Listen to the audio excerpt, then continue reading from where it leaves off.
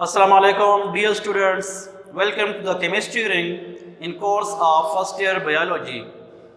So students, हमने start किया हुआ है सेलुलर ऑर्गेनेलीज और उसमें से हमने गोल्जी बॉडीज को पिछले लेक्चर में डिस्कस किया। आज जो हमारा टॉपिक है वो है lysosomes.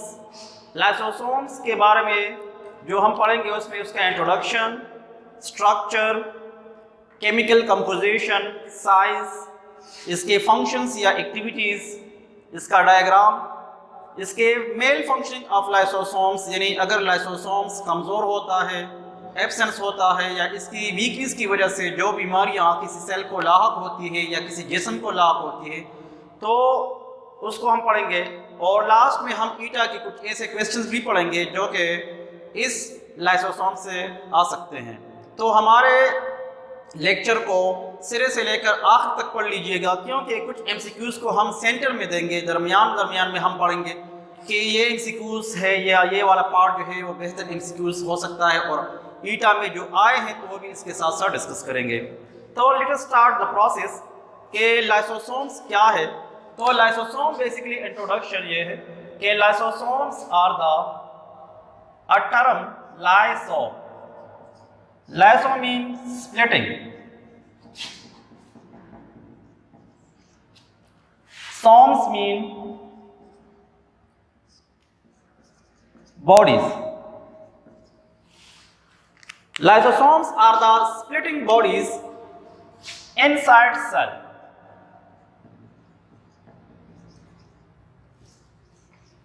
Inside cell cytoplasm. Lysosomes are basically found in every kind of cell.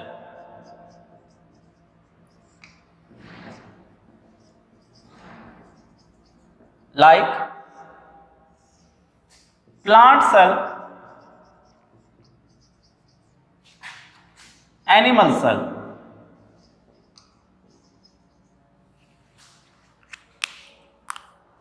As well as in humans.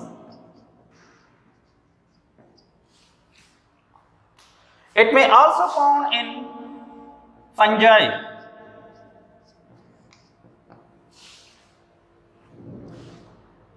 But the main functions of the lysosomes inside this fungi and plant cell, it is performed by the vacuoles. Although the lysosomes are present, but their amount is little inside the plant cell as well as in fungi.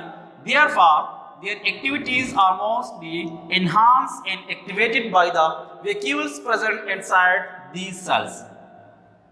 But in animal cell and in humans, the lysosome do function well.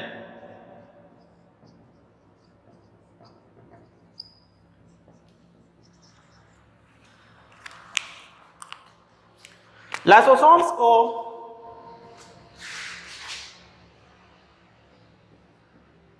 डीडू ने 1949 में electron microscope के जरिए study किया। फिर उसके बाद उन्होंने इसका बाकायदा स्ट्रक्चर और कंपोजिशन बता दिया।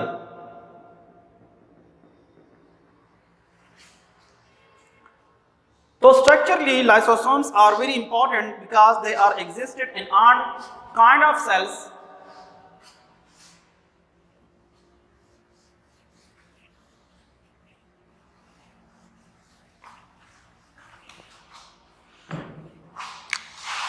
according to this scientist. The lysosomes are found inside every cells. For example, it is the nucleus. इसके इर्द गिर्द, इसके नज़दीक और इसके मेम्ब्रेन के नज़दीक the lysosomes found.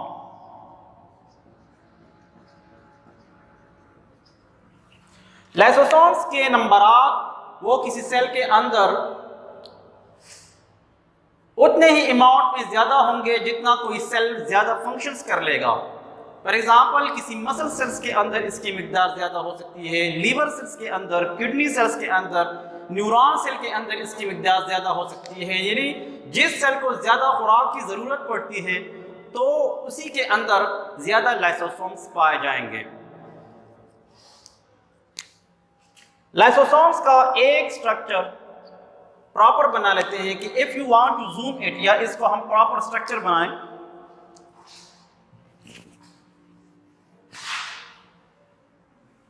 तो lysosomes are basically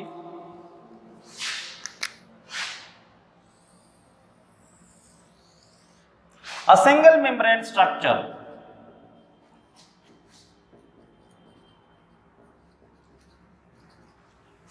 एक सिंगल मेम्ब्रेन होता है जो कि लिपिड्स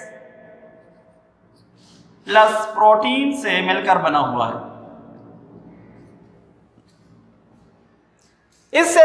इसके अंदर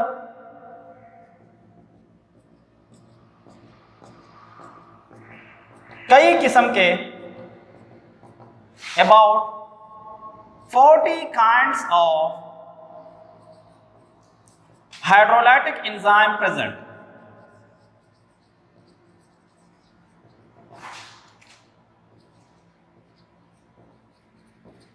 For example, hydrolase, phosphatase,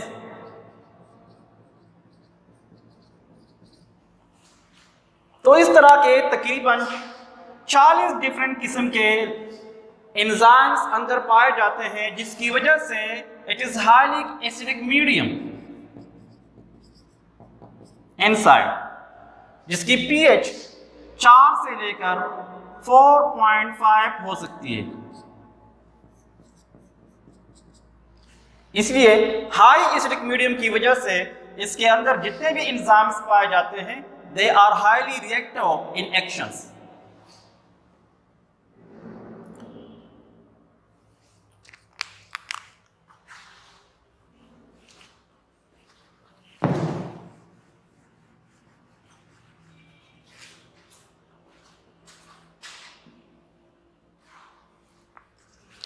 lysosomes की origin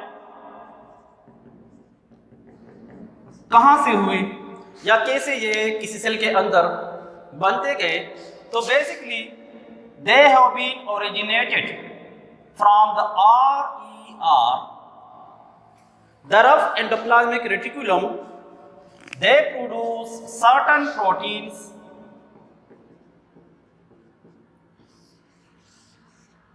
and hand over gives its proteins towards the SER, the smooth endoplasmic reticulum. इसको देने के बाद यही RER गोल्जी बॉडीज बनाते हैं। तो जो प्रोटीन्स इस SER को इन्होंने दे दिए हैं ना, वही प्रोटीन्स गोल्जी बॉडीज में पास हो जाते हैं, और गोल्जी बॉडीज की मेकिंग भी RER से है, जबकि Golgi bodies make secretory vesicles.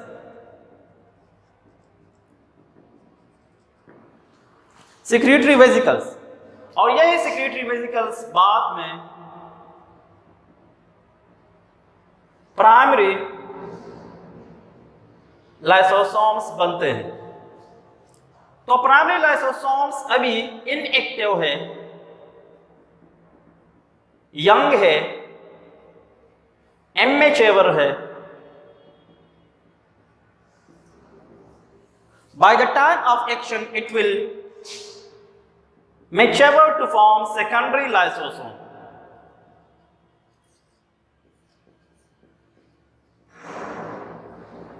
This time it will do action. अभी ये लाइसोसोम्स बेहतर काम करेंगे। तो कहने का मकसद ये है कि लाइसोसोम्स कहाँ से अराइज हो गए, तो एक अच्छा एमसीक्यूज यहाँ पर पाया जाता है कि it is very much important कि लाइसोसोम बेसिकली बने हुए हैं गोल्जी बॉडीज के सिक्रेटरी वेसिकल्स से।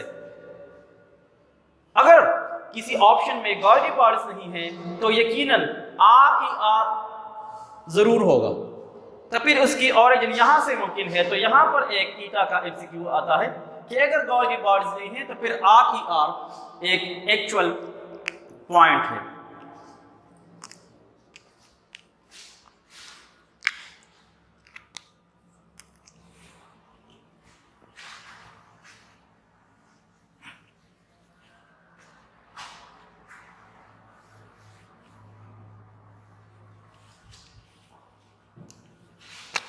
Lysosome functions,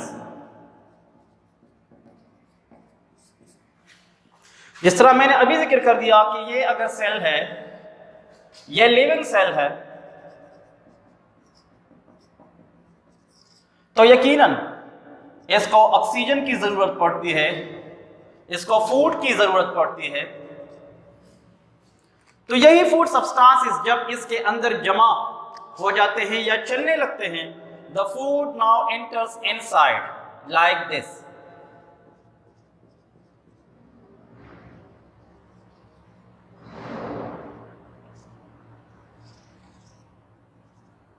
They may form the structures like the food vacuoles inside. They have been entered by the process of endocytosis. By the process of endocytosis, the endocytosis have been divided into two groups.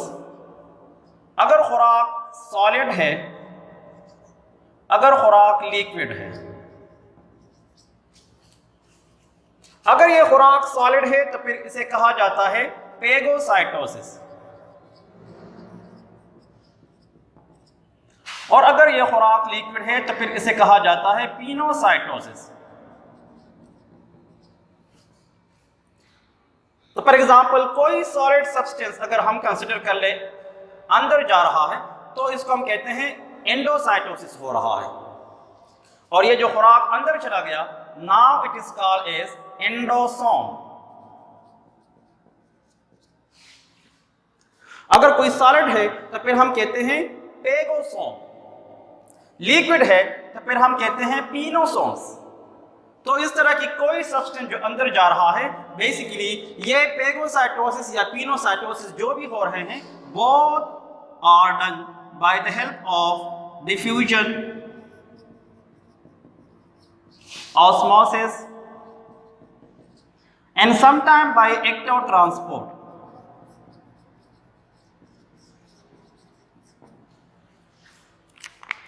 अब ये substances जो useful है, they have been enters inside the cell. Now in cells they are found the lysosomes like this.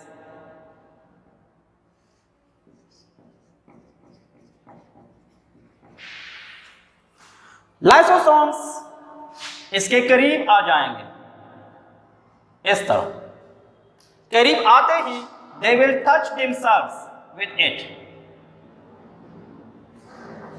जब lysosome इस form में है, now this form of lysosome is called as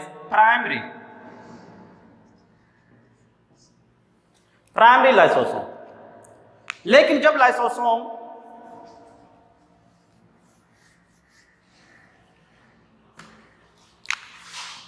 इसके साथ चिमटने लगा तो अपने एंजाइम्स को छिड़काना शुरू कर दिया,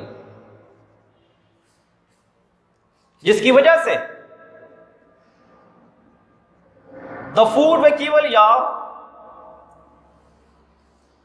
phagocytosed substances, they have been split up.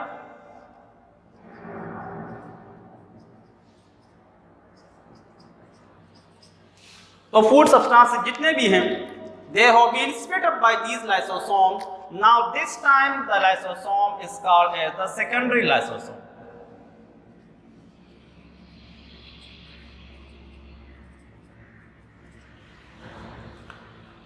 इन्होंने खुराक को स्प्लिट कर दिया। For example, if it is the food, it have been split by different enzymes of the lysosome into smallest monomers like glucose, amino acids, nucleotides, fatty acids and glycerol। जितने भी useful substances है lysosomes की enzyme की वजह से वो छोटे छोटे मोनोमर्स में तकसीम होने लगे, जो इससे कम छोटा स्ट्रक्चर इससे बनता ही नहीं है।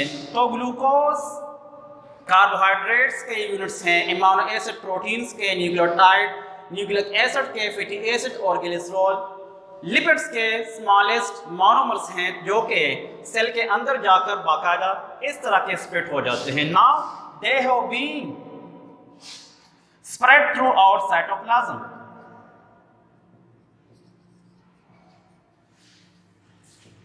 इसको साइटोप्लाज्म में अब बिखेरा जाता है इस तरह,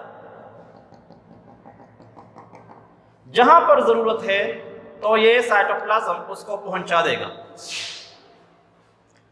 तो जो सब्सटेंसेस अब इसके यहां अनडाइजेस्टेड रह गए, तो फॉर एग्जांपल ये वो फूड सब्सटेंस है जो कि अब अनडाइजेस्टेड रह गया, तो मैं इसको यहां पर बना रहा हूं कि now it has some unuseful substances left it.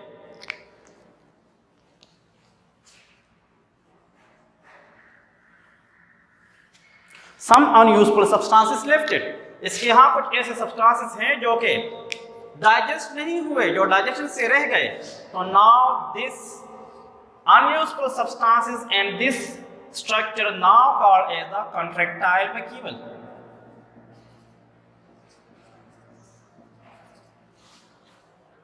अब ये खुराक जो है एक contractile vacuole बन गया। contractile vacuole का मतलब ये है कि now they are used for excretion। it is an excretory structure जिसको अब सेल से निकालना पड़ना जरूरी है।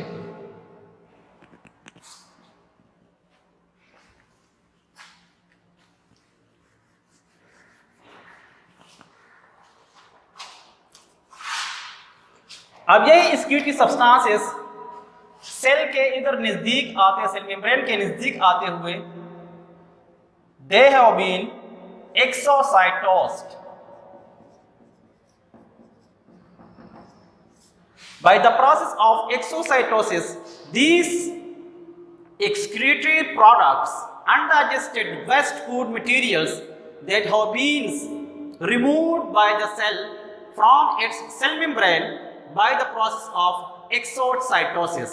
Now, we can say that the unwanted, the waste and the pathogenic substances it found inside the cell, it has been exocytosed by these cells by their contractile vacuoles that formed by the splitting of the lysosomes. So now, exocytosis by this phenomena they are also called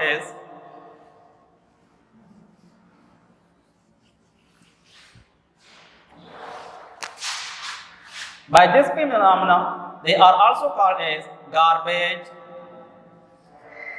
disposal units।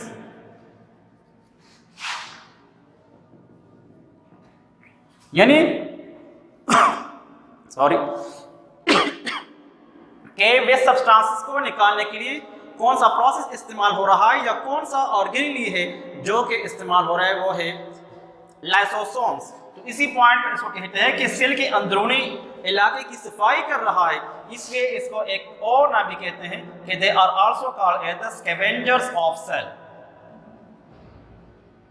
Cell के scavengers. Now some other functions found inside the lysosomes like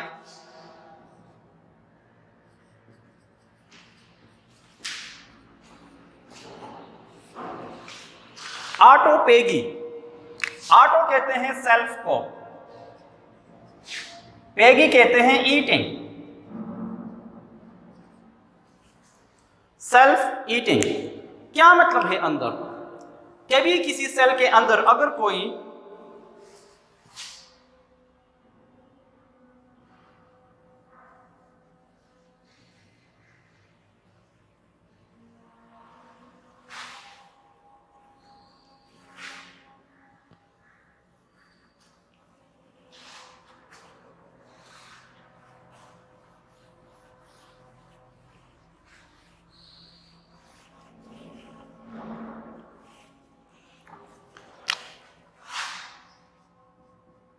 ये nucleus है। अगर किसी cell के अंदर कोई ऐसे substances पाए गए जो कि वेस्ट हैं, जो कि पैथोजेनिक हैं, जो कि एक्स्ट्रा है, जो कि यहां पर बर्डन डालेगा, तो फिर उस सब्सटेंसेस के अंदर यही लाइसोसोम्स घूमते हुए उन तमाम सब्सटेंसेस की तरफ चल जाता है, उसको खा लेते हैं। तो इसी प्रोसेस को कहते हैं ऑटोपेगी। मैं एक मिसाल दे रहा हूं। फॉर एग्जांपल, किसी मसल सेल्स के अंदर एक मसल सेल्स अपना प्रॉपर काम कर रहा है, लेकिन अगर ये आपके स्केलेटल मसल्स है जिसको जरूरत से ज्यादा काम करना पड़ रहा है, तो फिर उसी सेल के अंदर एक्स्ट्रा माइटोकॉन्ड्रिया बनते हैं।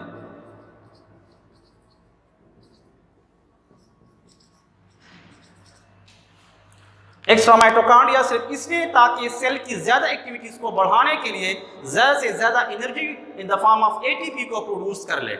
लेकिन अगर अचानक हमारे मसल्स काम करना रुकवा लेते हैं, फॉर एग्जांपल अभी आप एक्सरसाइज कर रहे थे, अचानक रुक गए, तो फिर यही एक्सिस ऑफ माइटोकॉन्ड्रिया ये जमा हो जाएंगे।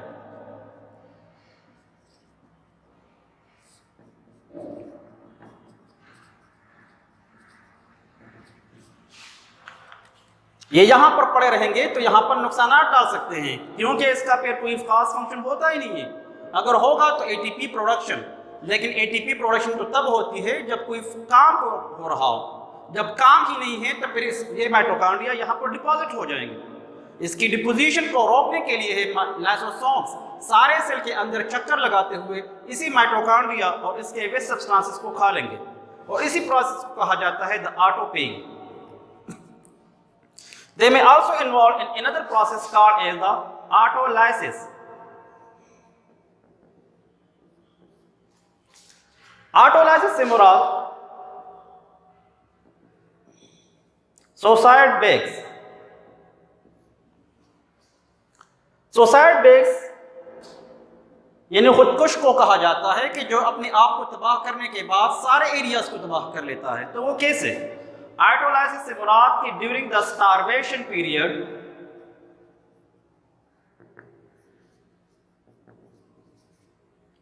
जब किसी सेल को खुराक नहीं मिल रहा, पानी नहीं मिल रहा, किसी सेल को यूजफुल सब्सटेंसेस नहीं मिल रहे, तो उसको हम कहते हैं एक्कात हो रहा है, खुराक की कमी है, जिसकी वजह से ये लाइसोसोम्स इसी सेल के अंदर रहते हुए अब खुराक की सर्च में मुसलसल घूमते फिर रहे होते हैं। लेकिन जब उसको खुराक मिलता है तो ठीक है, नहीं मिलता तो फिर ये अपने आप को उड़ा लेते हैं। तो किस तरह?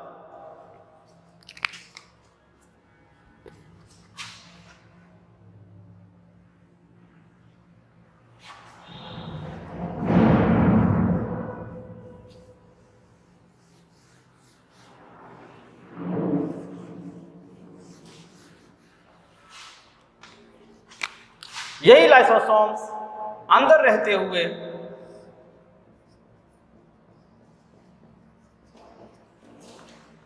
जब इसको खुराक नहीं मिल रहा या सेल, एक वजह तो यह है कि जब इस स्टारवेशन पीरियड हो, दूसरा यह है कि जब डेवलपमेंटल प्रोसेस हो रहे हों,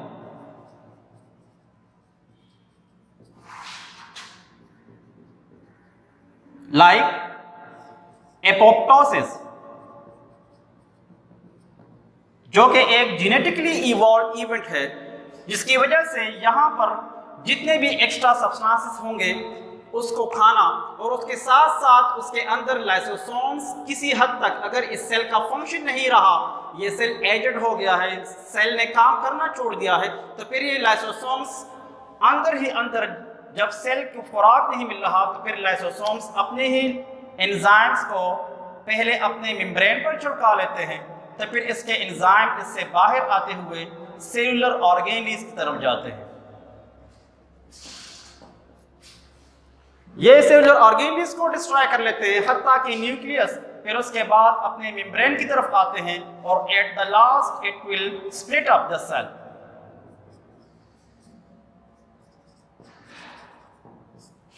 इसी वजह से इस लाइसोसोम्स को कहा जाता है autolysis means self splitting.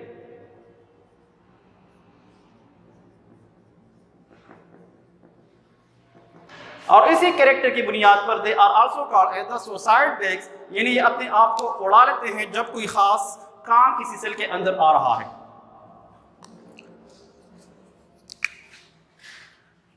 Now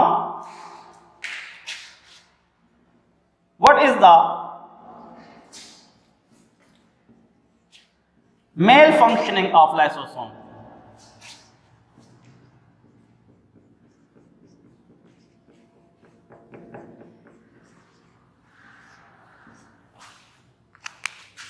mail functioning से मुराद ये है कि एक लाइसोसोम की एब्सेंस, वीकनेस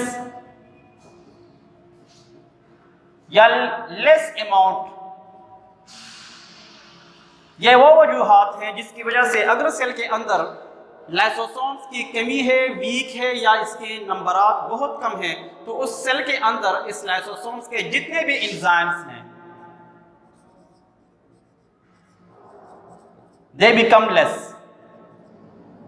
जितने भी हाइड्रोलाइटिक एंजाइम्स हैं वो तमाम के तमाम कम हो जाएंगे। तब इसका फंक्शन फिर कौन करेगा? इसका फंक्शन कोई नहीं करता, जबकि ये एंजाइम जिस काम के लिए है वही सब्सटेंसेस अपने ही सेल्स के अंदर डिपॉजिट होना शुरू हो जाएंगे, जिसकी वजह से यहाँ पर कुछ डिजीजेस आ जाती हैं। उसको कहा जाता है स्टोरेज डिजीजेस।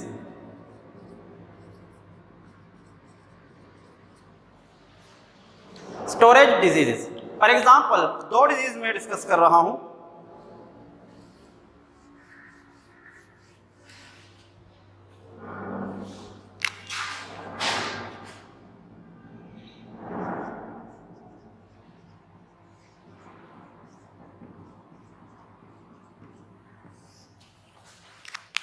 एक को कहा जाता है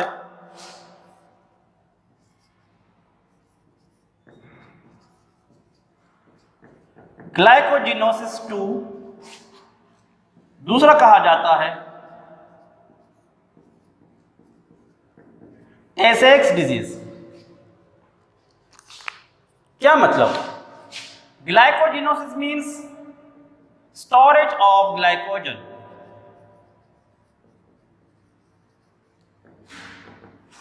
टे-सेक्स means storage of lipids in the form of fats.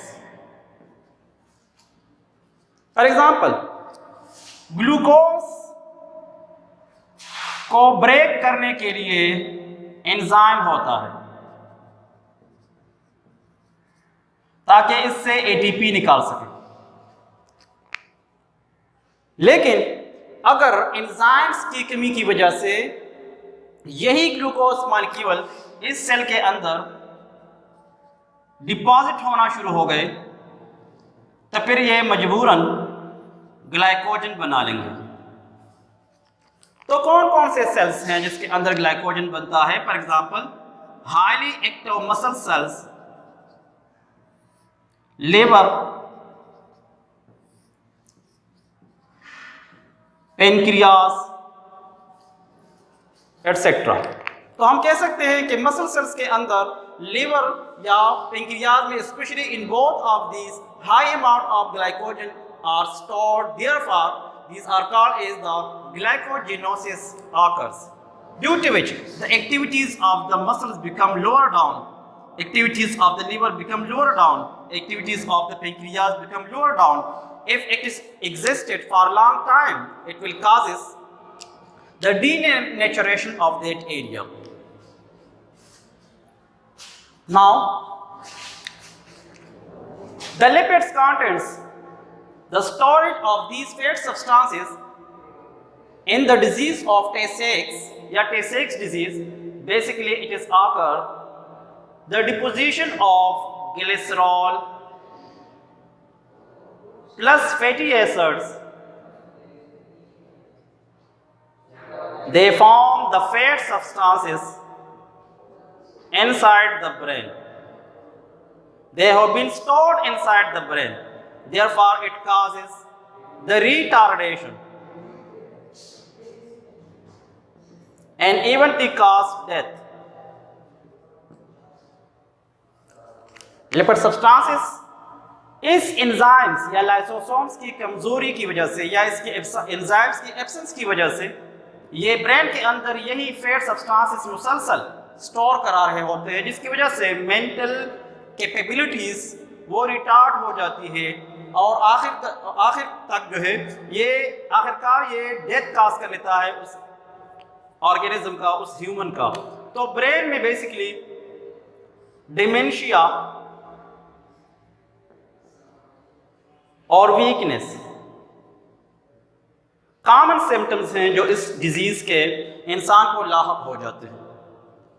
So students, आज हमने लाइसोसोम्स के बारे में पढ़ लिया, उसके स्ट्रक्चर, उसकी कंपोजिशन, उसके अंदर different kind of enzymes, hydrolytic enzymes, उसके साथ हमने इसके मुख्तलिफ फंक्शंस जो इस कोई एक ऑर्गेनी के लिए बहुत ही डिफरेंट होते हैं वो functions, for example autolysis, suicide bags या ऑटोपेगी, इस तरह के फंक्शंस लाइसोसोम्स हमने पढ़ लिए। फिर हमने डिस्कस किया कि मेल फंक्शनिंग क्या है, कि एक लाइसोसोम्स वीक है, नहीं है या लेस अमाउंट में प्रेजेंट है, तो कौन से डिजीज उसकी वजह से इंसान को लाहक होती है, वो हमने डिस्कस किया।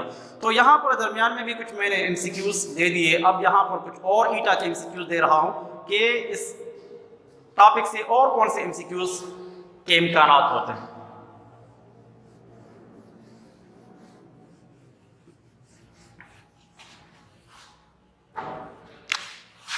नंबर फर्स्ट, डिस्कवरीज के लाइसोसोम्स को किसने डिस्कवर किया? Dido 1949, it is the discovery. किसने डिस्कवर किया? आपको कई ऑप्शन दे दिए होंगे, लेकिन the correct is the Dido. आता है question, cellular digestion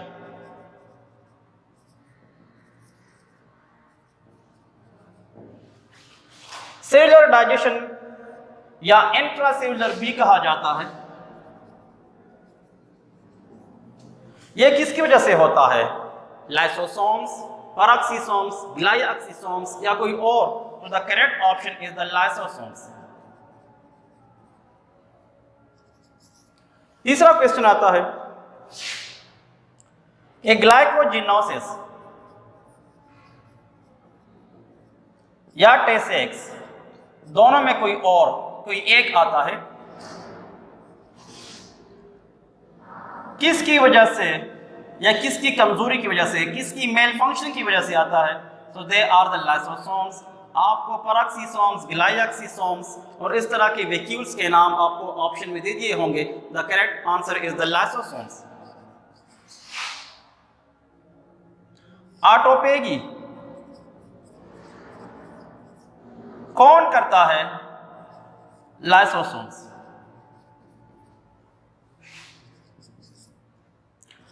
suicide bags क्या है? The correct answer is again lysosomes.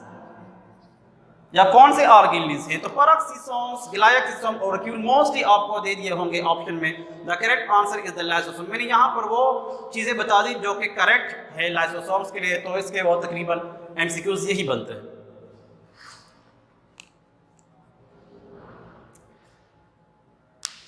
So dear students, आज का टॉपिक हमने पढ़ लिया लाइसोसोम। उम्मीद है आपको पसंद आया हुआ होगा। इसलिए इस चैप्टर को पढ़ने के लिए ज़रूरी है कि हर एक ऑर्गेनिज को बहुत अच्छे अंदाज में स्टडी किया जाए, प्रिपेयर किया जाए, उसकी डायग्राम पर प्रैक्टिस की जाए और उसके रिलेटेड जितने भी MCQs हैं वो सॉल्व की जाए। तो हमने आपके लिए ये जो चैनल खोला हुआ है केमिस्ट्री रिंग, ये सिर्फ आप ही लोगों के लिए है ताकि आप इससे मुस्तफ़ीद हो, आपके दोस्त इससे मुस्तफ़ीद हो। तो इसको हर टॉपिक को सिरे से लेकर आखिर तक पढ़ना, इसको सुनना बहुत ज़रूरी है ताकि आपको फ़ायदा मिले। तो इसलिए हमारे केमिस्ट्री रिंग को जो है वो सब्सक्राइब कर लें, लाइक करें, शेयर करें ताकि आपके तमाम दोस्त इससे फ़ायदा हासिल कर लें। Thank you.